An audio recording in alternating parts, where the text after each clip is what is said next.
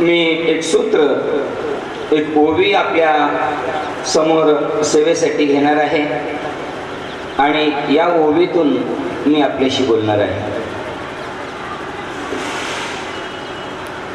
भक्तीचे नावे फूल एक मज द्यावे, ते लेखे तरी मी तुरुंब व्हावे परिमुखीची घाली. ही ओवी आपल्या सेवेसाठी घेतलेली आहे आणि ही ओवी ज्ञानेश्वरीतली ओवी आहे. काल मी बघितलं की आपल्या कार्यक्रमामध्ये काही वारकरी संप्रदायाचे भक्तही आलेले आहे आणि आपण तर महानुभाव सर्वजण आलाच आहात. आणि म्हणून ज्या भगवद्गीतेवर अनेक धर्म पंथ आणि संतांनी टीका केलेली आहेत, त्या संत ज्ञानेश्वरांनी ज्या टीका केल्या, जी गीतेवर भाष्य केलं, त्या भाष्यातलं भक्ती हे सूत्र मी आपल्या समोर घेतलेलं आहे. भक्तीची सुरुवात भज धातूपासून याची उत्पत्ती आहे. परमेश्वरावर नितांत प्रेम करणे म्हणजे भक्ती करणे. परमेश्वराशी नातं जोडणं म्हणजे भक्ती करणं. किती साधं, किती सोपं आणि किती सरळ आहे. पण भक्ती म्हटलं की आपण अवघडून जातो आणि भक्ती म्हणजे खूप मोठी अवघड गोष्ट, क्लिष्ट गोष्ट असं आपण समजतो. पण सज्जन हो, मायबाप हो, भक्ती ही अत्यंत सोपा मार्ग आम्हाला संतांनी सांगितलेला आहे. तुकोबांनी का अभंगामध्ये असं म्हटलंय, सोपे वर्म आम्हा सांगितले संती, सोपास वर्म सोपासा मार्ग संतांनी आम्हाला सांगितलेला आहे. आणि तो मार्ग म्हणजे भक्ती मार्ग, परमेश्वराकडे जाण्याचा मार्ग. आणि म्हणून परमेश्वराकडे जाण्याचा जो मार्ग आहे तो म्हणजे प्रेम मार्ग. सर्वज्ञांना जर आम्ही विचारलं, पूर्ण परब्रह्म परमेश्वर अवतार अनंत कोट ब्रह्मांडाचे नायक आमचे सर्वज्ञ श्री चक्रधर स्वामी हे सुद्धा आपल्याला हे भक्तीचं वर्म जर स्वामींना आम्ही विचारलं तर स्वामी सुद्धा आम्हाला सांगतील, प्रेम बोलीजे भक्ती बोलीजे. प्रेम म्हणजे भक्ती आहे. परमेश्वरावर नितांत प्रेम करणं, परमेश्वरावर आपलं जीवन समर्पण करणं म्हणजे भक्ती करणं आहे. आम्ही भक्ती करतो, परमेश्वरावर जे प्रेम करायचं आहे ते प्रेम म्हणजे आणखी कुठलं नाही, ते आपल्या घरातच आहे. प्रेमाची कुठून पार्सल आणावी लागत नाही, प्रेम कुठून विकत घ्यावं लागत नाही, ते घरातच आहे. आईचं मुलावर असलेलं प्रेम, मुलीचं आपल्या आईवर असलेलं प्रेम, पित्यावर असलेलं प्रेम, भावावर असलेलं प्रेम, पत्नीवर असलेलं प्रेम, पतीवर असलेलं प्रेम, हेच प्रेम परमेश्वरावर अर्पण करायचं म्हणजे भक्ती करायची. किती सोपं आहे, किती सरळ आहे. आणि म्हणून भक्तीतून, घरातून भक्तीचा मार्ग सुरुवात होतो. मी माझ्या कथा कीर्तनामध्ये, भागवतामध्ये नेहमी सांगतो की भल्या माणसा, अरे भक्तीचा मार्ग आपल्या घरातून सुरुवात होतो. जाळीच्या देवाला जायची वाट, गोवर्धन मथुरेला जायची वाट, अहो त्र्यंबकेश्वर बालाजीला जायची वाट, तिरुपतीला जायची वाट, जेजुरीला जायची वाट, कुठून बस स्टँड वरून सुरुवात होत नाही तो, या तर आपल्या घरातून सुरुवात होतात. घरातून त्याची सुरुवात घरातून आहे. आणि म्हणून घर आमचं जे आहे ना, ते घर अत्यंत महत्वाचं आहे. घराला स्वच्छ ठेवता आलं पाहिजे, निर्मळ ठेवता आलं पाहिजे, नाही का? अरे आपण माणसासारखी माणसं, अरे आम्हाला राहायचं कळत नाही, आम्हाला वागायचं कळत नाही आणि आम्ही देवाचा शोध घ्यायला निघालो, कृष्णाचा शोध घ्यायला निघालो. माणसांना सांगावं लागतं, जनावरांना सांगावं लागत नाही. तुम्ही तुमच्या घरामध्ये मांजर बघितले असेल, मांजर, तिला 5 पिलं असतात बघा, 5 पिलं, पण ते 5ही पिलं इतके निर्मळ आणि स्वच्छ ठेवते. ती किती स्वच्छ ठेवते होती, कुठला साबण वापरते, कुठलं क्रीम वापरते तिच्या बाळांना ठेवण्यासाठी, स्वच्छ ठेवण्यासाठी. जनावर तर इतके स्वच्छ राहू शकतात. अरे आपण माणसं आहोत ना, माणसं. कधी सुधारणार आपण, कधी शिकणार आपण, कधी स्वच्छता शिकणार. आणि हा स्वच्छतेचा मंत्र हा आमच्या देवानं सांगितलं हो, चक्रपाणी महाराजांनी सांगितला. चक्रपाणी महाराजांनी हातामध्ये झाडू घेतला आणि झाडायला सुरुवात केली. आम्हाला तर झाडून घे म्हटलं तरी लाज वाटते हो. बघा ना तुम्ही आता इथं बसलात ना, किती घाण आहे, किती घाण आहे इथं. रात्री सांगितलं होतं बायांना की अरे आपला परिसर स्वच्छ ठेवा, निर्मळ ठेवा, नका ठेवा. अरे निदान तुम्हाला जिथं बसायचं आहे ती साधी जागा तुम्हाला ठेवता येत नाही स्वच्छ. तुम्ही देवाच्या भक्तीला निघालात की शो करायला निघालात की फिरायला निघालात, मौज मजा करायला निघालात. मी येताना बघितलं बाबांनी मला हाका मारली आणि मी येताना पळत आलो आणि पळत आल्यानंतर केसांचा बुचका माझ्या पायात अडकला. घाई घाई तो तसाच पडलेला आहे चपलीपाशी माझ्या, बघा इथं समोर पडलेला आहे. म्हणून आमच्या देवानं सांगितलं की अरे तुम्हापाशी सुनी चांग, अरे तुमच्यापेक्षा कुत्र चांगलं आहे. त्याला वागायचं कळतं, त्याला परमेश्वरावर प्रेम करायचं कळतं. तुम्हाला तुम्हाला तुम्हाला स्वतःची जागा स्वच्छ ठेवता येत नाही, तुम्हाला स्वच्छता माहित नाही. काय करणार तुम्ही भक्ती हो? भक्ती म्हणजे केवळ अभिनय नाही, भक्ती म्हणजे केवळ ऍक्शन नाही. केवळ पुन्हा पुन्हा वाकून बाबाला दंडवत केला म्हणजे भक्ती होत नाही, लक्षात ठेवा. पुन्हा पुन्हा देव कपाळाला घासला म्हणजे देव भक्ती होत नाही. अरे भक्तीची सुरुवात तुमच्या वागण्यातून आहे ना. तुमचं वागणंच आधी स्वच्छ नाही, तुमचं अंतःकरण स्वच्छ नाही, तुमचं देह स्वच्छ नाही, तुमचं उठणं बसणं स्वच्छ नाही. चक्रपाणी महाराजांनी हातातला राग येऊ देऊ नका मंडळी, खरं ते बोलतोय. बाबा बोलत नाहीत, बाबा नंतर मला शिव्या देतील, रागवतील, मला माहिती आहे. पण हे बोललं पाहिजे कोणीतरी. कोण बोलणार हो?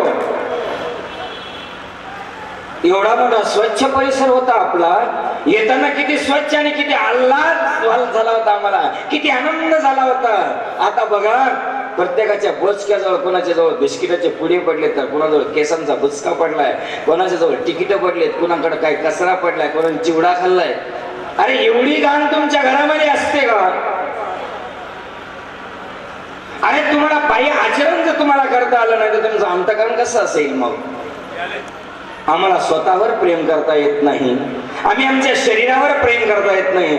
बाया केस विचारतात, इथंच टाकलात. आता सुद्धा मी बघितलं, इथून स्टेजवरून बघितलं मी, एका माऊलीनं केस झाडली आणि ते तिथंच टाकले. इथून बघितलं, आत्ता बघितलं मी. का हो मंडळी, आपण भक्ती करायला निघालो. आपण तर म्हणतो मीरा, आपण तर म्हणतो राधा, आपण तर अरे काय काय प्रेम केलं त्यांनी देवावर, काय परमेश्वरावर प्रेम केलं.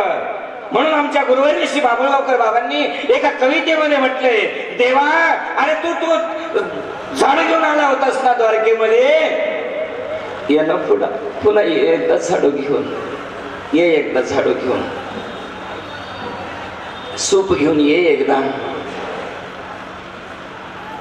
ये, तू एकदा सूप घेऊन ये आता तू द्वारावती कारा, भरून घे देवा माझ्या जीवनाचा कचरा, दयाळा जीवनाचा कचरा. ये ना, ये देवा, हातामध्ये झाडू घेऊन ये. आणि आता कचरा शिल्लक राहिला नसेल तुझ्यांनी झाडताना, आता तर माझं जीवनच कचऱ्यासारखं झालंय.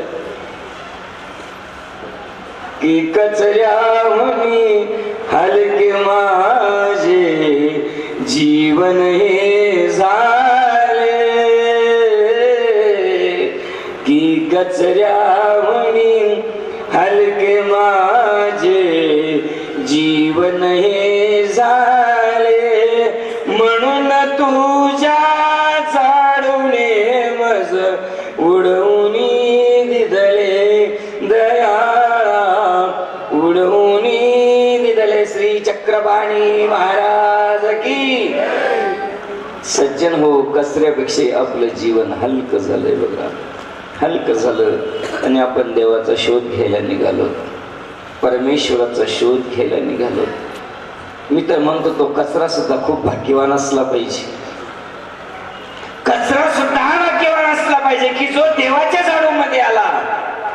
आम्ही त्या कचऱ्यापेक्षा हलकट होतो, म्हणून आपल्याला तो झाडू सुद्धा लागला नाही देवाचा. की नाही? प्रायश्चित वाचला असेल ना तुम्ही, खरंच ज्याने अंतःकरणातून वाचला असेल ना, त्याच्या डोळ्याला धारा लागल्याशिवाय राहणार नाही. की नाही? खरंच त्या कचऱ्यापेक्षा आपलं जीवन खूप हलकं झालेलं आहे. मी तर म्हणतो, असं कधी कधी स्वतःला मी असं म्हणतो की आपलं जीवन त्या किटारातल्या, त्या गटारातल्या त्या किड्यांपेक्षा हलकं आहे. भाग्यवान असतील त्या वृद्धपूरच्या गटारी, ज्या देवाने साफ केल्या. आमच्या गोविंद प्रभू बाबांनी त्या गटारी सुद्धा साफ केल्या, स्वच्छ केल्या. आम्हाला आमचं अंगण, आमचा स्टेज, आमचा परिसर झाडता येत नाही, स्वच्छ ठेवता येत नाही. आम्हाला काय करता येतं मग? अरे खाणं पिणं तर जनावरही करतात ना. मग कसं आपण भक्तीच्या योग्य होणार हो? कसं आम्ही भक्तीला योग्य होणार? सात्विक प्रमाण परमेश्वरावर प्रेम करणं म्हणजे भक्ती करणं आहे ना. नारदांत भक्ती सूत्रामध्ये नारदांनी खूप सुंदर वर्णन केलं. अथा तो भक्ती व्याख्याशाम सात्वस्मिन परम प्रेम रूपा. श्रेष्ठ प्रकारचं प्रेम करणं, सात्विक प्रमाणे प्रेम करणं, परमेश्वरावर प्रेम आम्हाला करताच आलं नाही. आणि म्हणून नवविधा भक्तीमध्ये भक्तीची रूपं सांगितलेली आहेत, वेगवेगळी अंग सांगितलेली आहेत. केवळ नामस्मरण करणं म्हणजे भक्ती नाही, केवळ देवाला धरून बसणं म्हणजे भक्ती नाही. कारण भक्ती ती आहे की जे देवाला आवडतं ते तुम्ही केलं पाहिजे हो. तुम्ही एखाद्याच्या घरी गेलात आणि तुम्ही जर समजा त्यांची मुलं असली, प्रत्येकाला त्याचं पोरगं आवडतच ना, त्याचं लाडकं असतंच की नाही. आणि जर समजा त्यावेळी तुम्ही त्यांच्या मुलांच्या बद्दल चांगलं बोलले नाही, कार्ट चांगलं नाही, शंभराचे चांगलं नाही, गदळ आहे, अक्कल नाही पोरांना, असं जर तुम्ही म्हटले तर त्या घरातल्या माणसांना आवडेल का? त्यांच्या मुलांना असं बोललं तर आवडेल का? नाही. तुमच्या घरी जरी कोणी आलं, तुमच्या मुलाला तुम्ही कोणी नाव ठेवलं तर ते आवडेल का तुम्हाला? ते आवडत नाही ना. अगदी तसंच आहे. देवाची लेकरं म्हणजे संत, देवाची लेकरं म्हणजे वासनिक, देवाची लेकरं म्हणजे देवाचे भक्त, नामस्मरण चिंतन करणारे. त्यांना जर तुम्ही नाव ठेवलं तर देवाला आवडेल का? नाही आवडणार. आम्ही थोडासा आपला स्वतःचा विचार करण्याची गरज आहे. आणि आम्ही जेव्हा थोडासा आपला विचार करू करी, तेव्हा आपल्या लक्षात येईल की आपलं जीवन किती विकारांनी भरलेलं आहे, किती अज्ञानानं भरलेलं आहे, किती अंधश्रद्धेनं भरलेलं आहे. याचा आपण विचारच करत नाही. ठीक आहे, साधा विचार करा. आणि म्हणून परमेश्वरावर प्रेम करणारी जी मंडळी होती, हो, ह्या प्रेमाचा जर आम्ही विचार केला तर आम्ही कुठेही बसत नाही. वृद्धपूरच्या त्या गटारी किती भाग्यवान होत्या, त्याच्यातले ते जीव किती भाग्यवान असतील नाही का? केवढं भाग्य जोडलं असेल त्यांनी, त्या गटारीत त्या किड्यांनी केवढं भाग्य जोडलं असेल की त्या स्वतः परमात्मा श्री गोविंद प्रभू बाबा त्या गटारी साफ करतायत. वृद्धपुराच्या कशा गटारी भाग्यवंत झाल्या, वृद्धपुरीच्या कशा गटारी भाग्यवंत झाल्या. प्रभुरायाच्या करकमळाने कृमी उद्धरल्या दया, कृमी उद्धरल्या. कृमींचा सुद्धा उद्धार केला. कृमींचा जेव्हा उद्धार करतात, त्यांच्यासाठी स्वामी त्यांच्या घरापर्यंत पोहोचतात. आपण तर त्याच्या दारात येऊन त्याच्या घरामध्ये घाण करतोय आपण, नाही का? आणि म्हणून थोडस विचार करा. आपण या गोवर्धनाच्या पर्वताच्या, या गोवर्धन गिरीधारी विचार करा की या ठिकाणी तुम्ही गोवर्धन या परिसरामध्ये फिरले असाल, पिशवी टेकायला सुद्धा 100 रुपये घेतात. दर्शन घेऊन येतो, फक्त पिशवी सांभाळा असं म्हणायला सुद्धा 100 रुपये घेतात. आपण 3 दिवस इथं थांबणार आहोत. आपण किती पैसे दिलेत बरं? रेल्वेने आलेल्या लोकांसाठी नाही, इतर लोकांसाठी. बाबांना किती पैसे दिलेत आपण? थोडासा विचार केला पाहिजे. आपल्याला निवारा भेटलेला आहे, पाणी भेटले, संडास, बाथरूम, जेवायची व्यवस्था, चहाची व्यवस्था, या सगळ्या गोष्टींचा विचार करा ना. बाबा बाबा कुणाला शब्दाने दुखवत नाही. आता बाबा मला नंतर किती शिव्या देतील हे मलाच माहिती आहे, पण हे मी तुमच्याशी बोलतो आहे. याचा सगळ्यांनी विचार करण्याची आता गरज आहे की नाही? की बाबांनाच बरं द्यायचा आपण दंड. रेल्वेने जी माणसं आली नाहीत ना, त्यांनी थोडासा विचार करायचा की बाबांनाच आपण काहीतरी त्या रूपाने, धर्मशाळेच्या रूपाने आपण इथे थांबलो आहोत. काही माणसं अशी बिलिंदर निघाली. हो, मी बाबांना कळमकर बाबांशी चर्चा केली आणि चर्चा केल्यानंतर बाबांनी मला सांगितलं, बाबा 27 माणसं बिनटिकटी बसलेत आपल्या गाडीत. सांगा, आपण भक्ती करायला निघालो का? कोणत्या गावाची माणसं आहेत ती सुद्धा मला माहिती आहे, पण गावाची इज्जत जाते म्हणून मी सांगणार नाही. अरे हे काय वागणं झालं तुमचं भक्तांचं? मी चहा घ्यायला गेलो होतो, तिथं चहा देणारा माणूस त्या न खराब झालेला होता. प्रत्येकानं ग्लासानं बुडवून चहा घेतला. चहाचा कप केवढा असतो? एवढा एवढा. काय हरकत नाही, थंडीची वेळ चहा घेतलीच पाहिजे. चहा नाही मिळाली त्याने घेतली पाहिजे, पण किती घ्यावी? किती घ्यावी तुम्ही सांगा ना. 1 कप भर घ्यावी की नाही? ते एक लाल पटक्यावाला मोठा माणूस होता, त्याने गलासच आणला एवढा मोठा आणि गलास बोलून चालला. अहो म्हटलं, बाबा सगळ्यांच्यासाठी चहा आहे तो. नाही म्हणे, आमच्या बाया. मग त्यांना पाठवा ना इथं. म्हणजे का बरं? म्हणलं, जाता जाता तो चहा थंडा होऊन जाईल आणि थंडा चहा प्यायचा पिल्याला बरा वाटतो का? ज्याला चहा प्यायचा त्याला इथे येऊ द्या, त्याच्या हातात आपण ग्लास देऊ आणि त्यांना चहा देऊ. कुठे निघालो होतो आपण? 27 माणसं अशी आहेत की त्यांनी पैसेच दिले नाही. सांगा, त्यांना देव खरंच पावणार आहे का? आणि ते खरंच बघतायत का? अरे हे तुम्ही देवाला फसवायला निघाले की स्वतःला फसवतायत तुम्ही?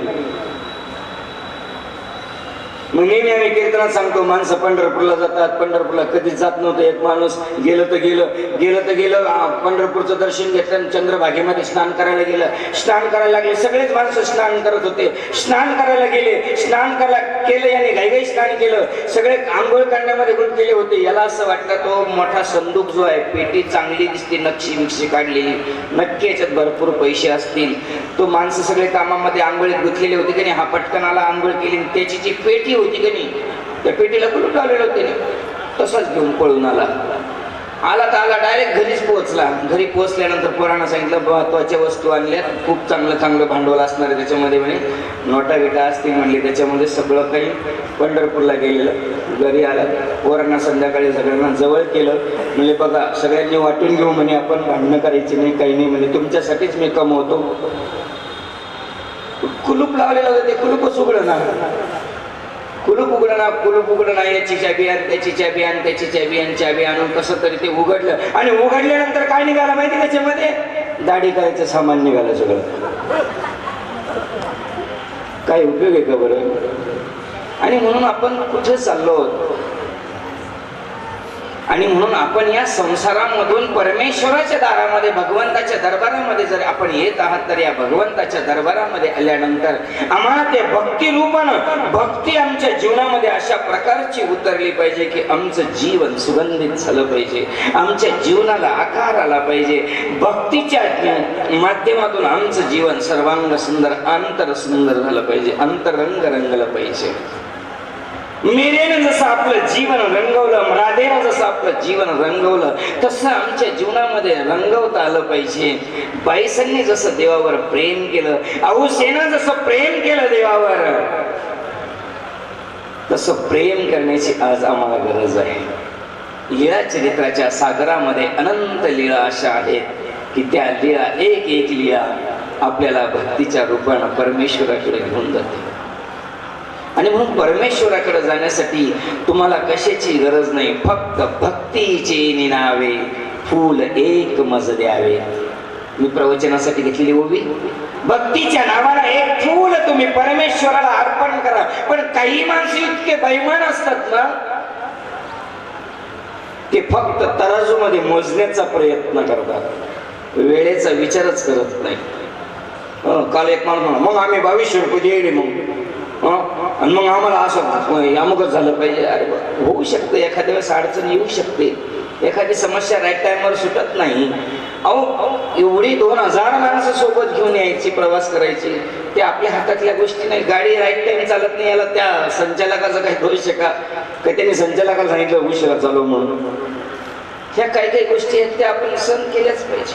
आणि म्हणून आम्ही आमच्या जीवनामध्ये भक्तीची जी वाट आहे, ही भक्तीची वाट पाहत असताना, वाट मोजत असताना थोडासा विचार आम्ही करण्याची गरज आहे.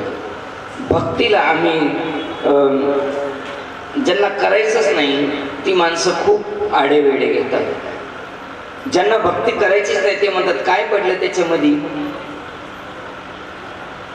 स्वामी तर सांगतात परमेश्वराला अर्पण करण्यासाठी तुमच्याकडे काहीच नसेल ना, फक्त एकच करा, चित्त वित्त काया परमेश्वरास अर्पण. तुमचं चित्त अर्पण करा, मन समर्पण करा. काहीच नाही ना तुमच्याकडे, नका असू द्या, पण तुमचा भाव तर शुद्ध असला पाहिजे देवाकडे बघण्याचा. आणि देवाकडे बघण्यासाठी आधी भिक्षुकाकडे बघण्याचा, साधनाकडे बघण्याचा, चारी साधनाकडे, स्थान प्रसाद भिक्षुक वासनिक यांच्याकडे बघण्याचा भाव अतिशय सुंदर असला पाहिजे. आपण फक्त गुणदोष जर पाहत राहिलो ना तर तुम्हाला कुठंच चांगलं पाहायला मिळणार नाही. एक माणूस म्हणला काय राव, म्हणलं ते गोवर्धन मध्ये सगळे ते बामणास पाठीमागे लागले. अरे त्यांचं ते काम आहे, ते करतायत, तुम्ही तुमचं काम करा. त्यांचा तो धंदा आहे, तुम्ही ते धंदा कशाला बघता? तुम्हाला जेवढा लाभ आहे तेवढा विचार करा ना. काही तर धंदे करून बसलेले, कोण बिझनेस करू राहिले, लाभच करू राहिले, पैसेच करू राहिले, हा विषय करू नका. अंतःकरणातून अरे बोलून शब्दाने दुखवू नका. कारण देवाला परमेश्वराकडे ज्याला जायचं ना त्याने कुणाचंही मन दुखवलं नाही पाहिजे. आपण तर देवाचे लाडके आहात, वासनिक आहात. कारण ज्यांनी देवाचं, संतांचं मन दुखवलं, ज्यांनी वासनिकांचं मन दुखवलं, भक्ताचं मन दुखवलं, साधूंचं मन दुखवलं, त्यांच्यासाठी दरवाजा बंद आहे. तुम्हाला माहिती असेल पद्मनाभीची लीला, वेरूळचं चरित्र आहे. भगवान श्री चक्र स्वामींच्या सानिध्यामध्ये असलेले पद्मनाभी देव आंघोळीला जातात आणि आंघोळीला गेल्यानंतर एका संन्यासाच्या शिष्यांची भेट होते आणि शिष्यांची भेट झाल्यानंतर त्यांनी संवाद केला आणि त्या संवादातून त्या अन्य महात्म्यांच्या शिष्यांचं मन दुखवलं गेलं. साधीशी गोष्ट होती. ते म्हणले तुमच्या गुरुचं नाव काय? ते म्हणले आमच्या परमाणु भावदेव. आता हे संस्कृतचे पंडित ना, यांनी लगेच त्याची व्याख्या केली, परमाणु, अणु, रेणू आणि परमाणु. परमाणु म्हणजे इतका बारीक आणि एवढाच अनुभव आहे म्हणे तुमच्याकडे. अरे आमच्या देवाकडे म्हणे आमचे देव म्हणजे श्री चांगदेव राऊळ आणि तुमच्या देवाला एवढाच अनुभव म्हणले. याला वाईट वाटलं किंवा आपल्या गुरुचं नाव असं का असावं, दुःखी झाला बिचारा.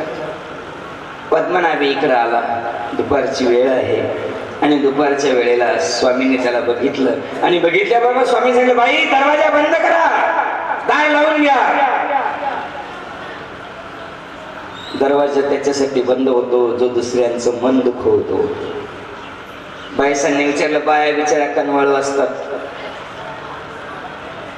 बाबा उन्हामध्ये लेकरू उभं राहिलं, पायात चप्पल नाही, ऊन कडकडे, पाय पळतात त्याचे, त्याला मधी घ्या ना.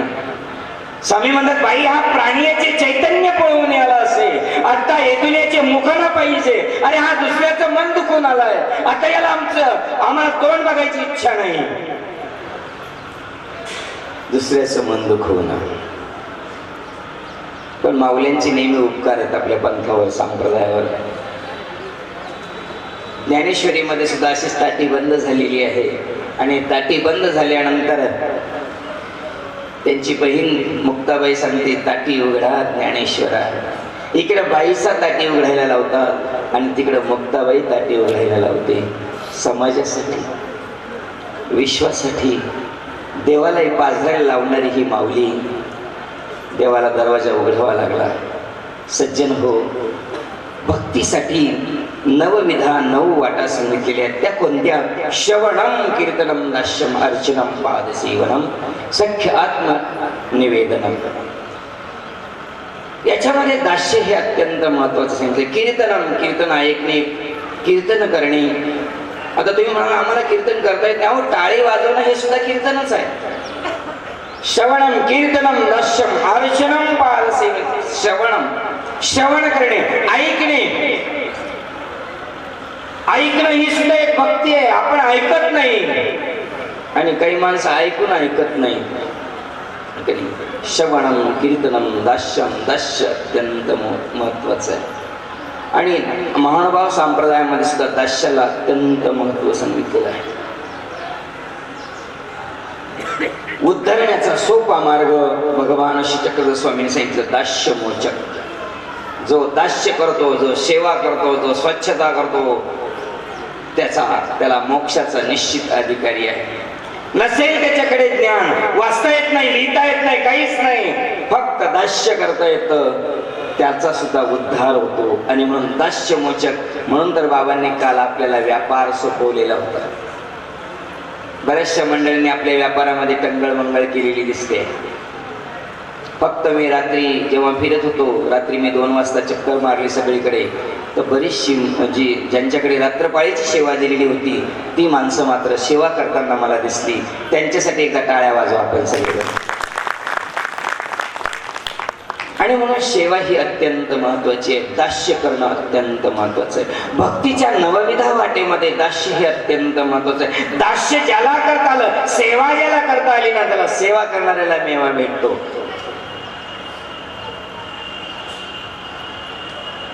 आणि म्हणून तुमच्याकडे काहीच नाही देवाला देण्यासाठी, नका देऊ काही. आणि म्हणून प्रेम व्यक्त करण्यासाठी शेवटी आपल्याला काहीतरी माध्यम असावं लागतं. आणि म्हणून ते माध्यम भगवंतांनी, गोपाल कृष्ण परमात्म्यांनी सांगितलं की अरे भक्तीच्या रूपाने मला एक फूल अर्पण कर. पत्रम पुष्पम फलम तोयम. एक फूल अर्पण कर. अहो, प्रेम व्यक्त करायचं आहे. मुलगा तुमचा रडायला लागला आणि रडायला लागल्यानंतर तुम्ही त्याला सांगायला लागले की बाळा, मुलगा समोर बसलेला आहे, लहान आहे आणि रडायला लागला. तुम्ही त्याला सांगाल का रडणं चांगलं नसतं, रडल्याने डोकं दुखतं, सर्दी होते, ताप येतो, तब्येत खराब होते, रडू नये, चांगलं नसतं, डोळ्याला त्रास होईल, रडणं बंद होईल का मुलाचं? बंद होणार नाही. त्याला फक्त एकच उपाय आहे, त्या मुलाला जवळ घेणं आणि छातीला लावणं. त्याला काहीच सांगण्याची गरज पडत नाही, तो त्याचं रडणं आपोआप थांबतं. हे काय आहे? हे माध्यम आहे. त्याला जवळ घेणं हे माध्यम आहे. तसं देवाच्या जवळ तुम्हाला जायचंय, परमेश्वराच्या जवळ जायचंय. अहो, षडशास्त्र संपन्न असलेले महिमभट्ट, वेदांचा उपनिषदांचा अभ्यास केलेले महिमभट्ट सर्वज्ञ श्री चक्रधर स्वामींच्या जवळ जातात आणि देवाला सांगतात, जीजी माझं भिक्षाविधी निरुबाबाजी, देवा मला भिक्षेचा विधी सांगा ना. स्वामी त्यांच्याकडे बघतात. एकेकाळी सूर्यासारखा चमकणारा हा माणूस, दहाकता त्याच्यामध्ये असणारा माणूस, सगळ्यांना आपल्या गवता समान समजणारा, सगळ्या विद्वानांना काडी समान समजणारा, ज्याने पायामध्ये गवताची काडी बांधली होती, सगळे विद्वान माझ्या पायासारखे, अशी विद्वत्ता असलेला मनुष्य, हातामध्ये मशाल घेऊन फिरणारा माणूस, सर्वज्ञांच्या जवळ इतका चुकला, इतका चुकला, इतका नम्र केला त्याला, इतका खाली आणला देवाने. किती खाली आणला? जीजी माझं भिक्षाविधी, देवा मला अनुसरायचं आहे आणि अनुसरण्याचा मार्ग सांगा. तेव्हा भगवान श्री चक्रधर स्वामी सांगतात, भट्टो परमेश्वरा लागे रंका व्हावे. भट्टो भक्ता, अरे ब्राह्मणा, देवासाठी रंग झालं पाहिजे, लहान झालं पाहिजे. जोपर्यंत तुम्ही लहान होत नाही, नम्र होत नाही, तोपर्यंत तुमच्यामध्ये भक्तीचं बीजारोपण नाही होणार. लहान होत आलं पाहिजे, लहानात लहान होत आलं पाहिजे. आणि जो सगळ्यात लहान होतो ना, तो सगळ्यात महान होतो. आणि म्हणून लहान बनायचा आधी शिका. लहान काय आपण म्हणतो ना, महापुरे झाडे जाती तेथे लवाळे वाचते. लहान व्हा, नम्र व्हा. आणि नम्र झाल्यानंतर देवाच्याकडे जायचंय. अहो, ज्ञानेश्वरीमध्ये खूप सुंदर ओवी आठवली मला. अहो, ज्ञानोबा सांगतात, अरे देवाच्या जवळ जायचंय ना तुम्हाला, परमेश्वराच्या जवळ जायचंय ना, सोपा मार्ग आहे. पैगा थोरपणा पर्रा सांडीजे एक विपत्ती आगवी निसतीजे जय जगा दाकुटे होईजे तये जवळ एक माझी. देवाच्या जवळ जायचंय, परमेश्वराच्या जवळ जायचंय.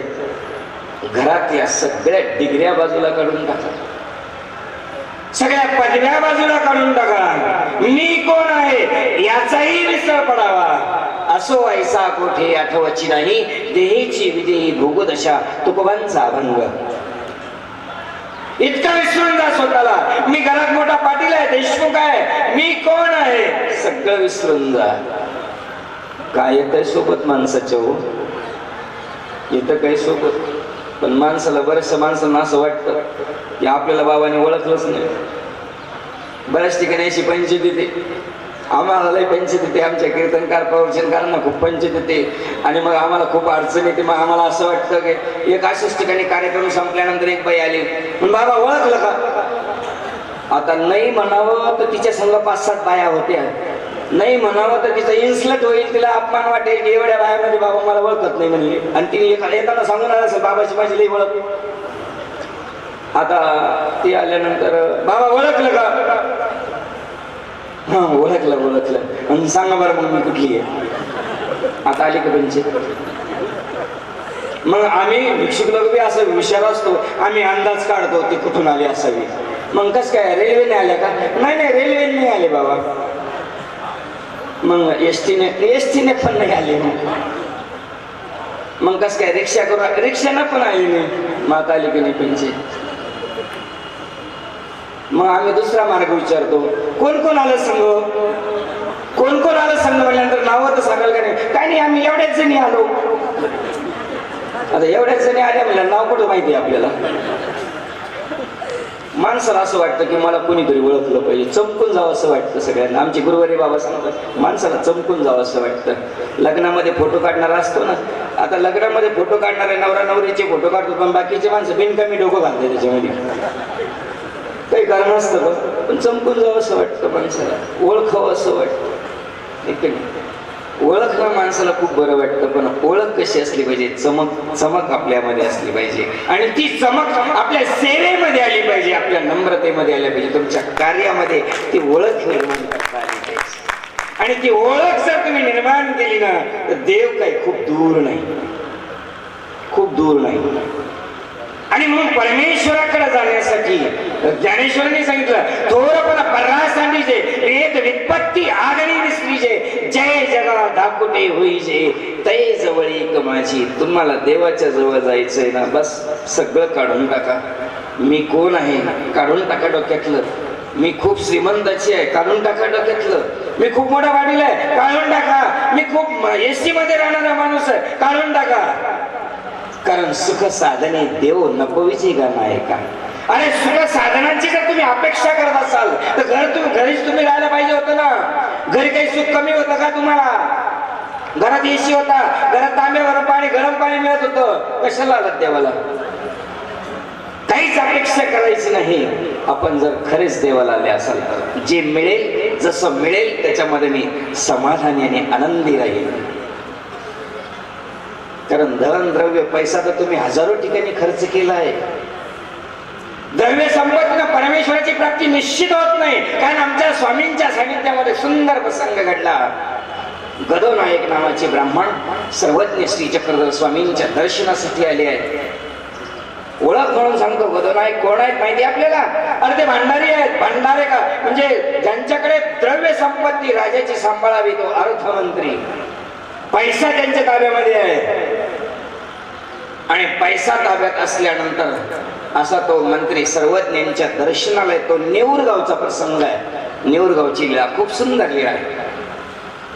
सर्वज्ञांच्या अवतीभोवती सगळी भक्तिजन बसलेली आहेत आणि भक्तिजनांच्या आजूबाजूला बसलेली असताना स्वामींचं निरोपण चालू आहे. आणि निरोपण चालू असताना तो भांडारे गदोनायक भांडारी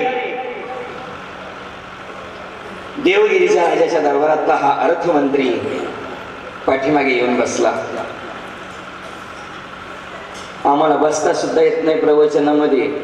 बाबांचं प्रवचन सुरू झालं की बऱ्याचशा बायांना ऍक्शन करायची वाटते. 10 रुपयाची नोट कपाळाला लावायची, दंडोत करायचा. 10 रुपयाची. अरे तुम्हाला बाबांना भेटायचं तर बाबा बसतात तिथं सिंहासनावर, तिथं करा ना कितीतरी. काही माणसं काहीच नाही, सुपारी घेऊन येतात तर नुकत डोकं ठेवत जातात. वेळ घेऊ नका कोणाचं, अभिनय करू नका, ऍक्शन करू नका. दंडोतच करायचं दिवसभर. बाबा तिथंच आहेत ना, तेव्हा काय दंडोत करते तुम्ही? बाबा आल्यावर इथं आल्यावर दंडोत करा वाटतो का? तिथं बाबा बसल्यानंतर आरामशीर दंडोत करा ना. भरपूर बोला बाबांशी, तिथं बोला. इथं स्टेजवर आल्यानंतर ऍक्शन करू नका, अभिनय करू नका. मी आलेली आहे हे लोकांना दाखवू नका. भांडारेकरांचं आपलं गदोनायक स्वामींचं प्रवचन चालू असताना बसला तो एवढा मोठा मनुष्य. कुठल्या सिंहासनाची, पटकराची, कशाची आशा न करता तो बसला. प्रवचन संपलं. प्रवचन संपल्यानंतर सगळ्यांनी स्वामींना दंडवत केला आणि दंडवत केल्यानंतर सगळ्यांच्या सेवक तो आलाय. आणि आल्यानंतरही त्यांनी इतक्या विनम्र भावानं हात जोडून सांगितलं देवाला, देवा जी स्वामी, माझं अपार द्रव्य असे जी, तेने माझं देव होईल.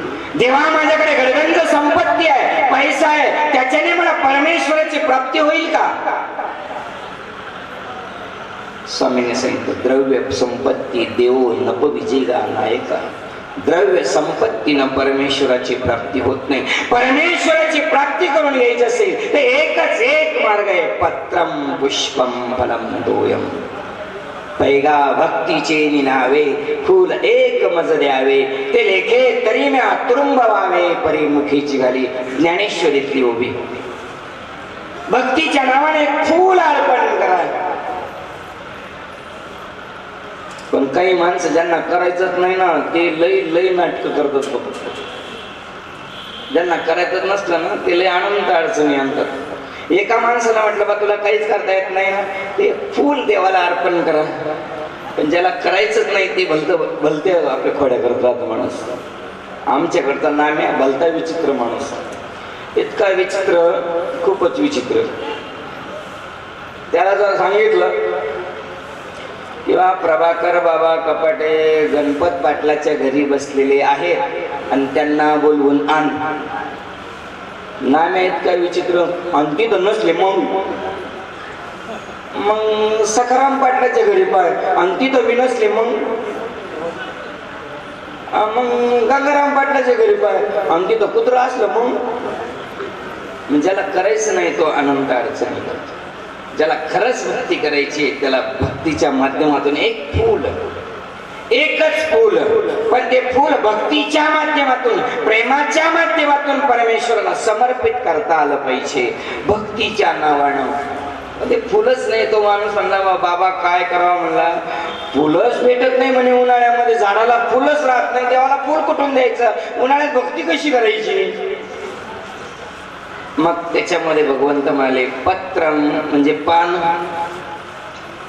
कुठलंही पान चालेल ना, कोणत्याही झाडाचं पान आण, फक्त त्या भक्तिभावानं तू समर्पित कर.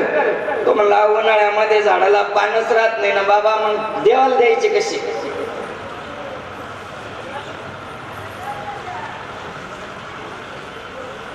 पानही राहत नाही. तेव्हा ज्ञानेश्वरी मी सांगितलं तर उदकाचे तव सांकडे, पत्रम पुष्पम फलम तोयम. तोयम म्हणजे पाणी. तव उदकाचे तव सांकडे नव्हे की उदक अर्पण करा, पाणी अर्पण करा. म्हणे 10 रुपयाची बिस्लरी घ्यावं लागत. ती म्हणे बाबा ती काय फुकट भेटत का? पाणी टँकरने आणावं लागतं गावामध्ये बाबा, तेव्हा पाणी येतं. देवाला कसं द्यायचं? म्हणजे पाणी पण देता येत नाही, ज्याला करायचं नाही. आणि म्हणून त्याच्याही पलीकडे जाऊन भगवंत म्हणाले हेही पण नाही ना तुझ्याकडे, मग एक कर, तू मन हे मीच करी, माझी या भजनी प्रेम धरी. तुझं जे मन आहे ते मनच मला समर्पण करून टाक, बस मला आता काही लागत नाही. मय्येव मन आदत्स्व मयी बुद्धिम निवेशय. तुझं जे मन आहे ते मन मला समर्पण कर. आणि मन जेव्हा समर्पण होईल ना तेव्हा भक्तीचं बीजारोपण होईल. मीरेनं ती भक्ती केली, ती औसानं भक्ती केली, ती राधेनं भक्ती केली. पण राधेचं वर्णन भागवतामध्ये कुठेही नाही. आपण गवळणीमध्ये कृष्णाला खूप विचित्र करून टाकलं, पण तो आता माझा विषय नाही. आणि म्हणून जी भक्तांनी जे परमेश्वरावर प्रेम केलं ते प्रेम आपल्याला करता आलं पाहिजे. आणि हे प्रेम करण्यासाठीच तर भक्तीचा हा श्लोक मी आपल्या सेवेसाठी घेतला होता. सज्जन हो, भगवान श्री चक्रधर स्वामींच्या सानिध्यामध्ये घडलेला प्रसंग आपल्याला माहित असेल. एक साधा नावाची एक मुलगी, तिनं बघितलं देवाला अनेक भक्तिजन कोणी फळं आणून अर्पण करतायत, कोणी उपहार करतायत, कोणी वस्त्रदान करतायत, कोणी काय दान करतायत. माझ्याकडे दान करण्यासाठी काही शिल्लकच नाही. आणि म्हणून एक दिवशी ती रानामध्ये जाते आणि रानामध्ये फुलं पाहिली तिने. त्या फुलांचं नाव आहे रिंगणीची फुलं, जी तुम्हाला सगळ्यांना माहिती आहे. ती रिंगणीची फुलं, ज्याला कुठला सुवास नाही, ज्याला कुठला गंध नाही, अशी ती फुलं ती ओंजळ भरून घेऊन आली. आणि ज्या ठिकाणी स्वामी बसलेले आहेत, स्वामींच्या श्री मुकुटावरती सगळी फुलं टाकून दिली. काही फुलं समोर पडली, काही बाजूला पडली, आजूबाजूला पडली. सर्वज्ञ श्री दयागणानं परमात्म्यानं ती सगळी फुलं गोळा केली आणि गोळा करून दयागण परमात्मा सर्वज्ञ श्री चक्रधर प्रभू त्या फुलांचा श्वास घेतायत, नाकाजवळ नेली आहे. ती साधा बघते, स्वामींच्याकडे चेहऱ्याकडे बघते. किती सुंदर मूर्ती असेल ती. तो प्रसंग किती सुंदर घडलेला असेल. जेव्हा तो दयागण परमात्मा भक्तांनी आणलेली फुलं त्याचा सुगंध शोधतोय, तेवढ्यामध्ये बाईसा बाजूला होत्या. कार्टे, कुठली फुलं आणलीस आणि देवाच्या अंगावर टाकलीस?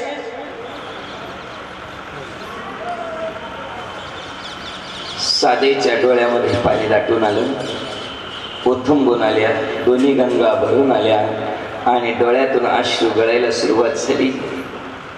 स्वामी तिच्या भावाकडे बघतायत, तिच्या अंतःकरणाकडे तिचा भाव चेहरा वाचतायत स्वामी.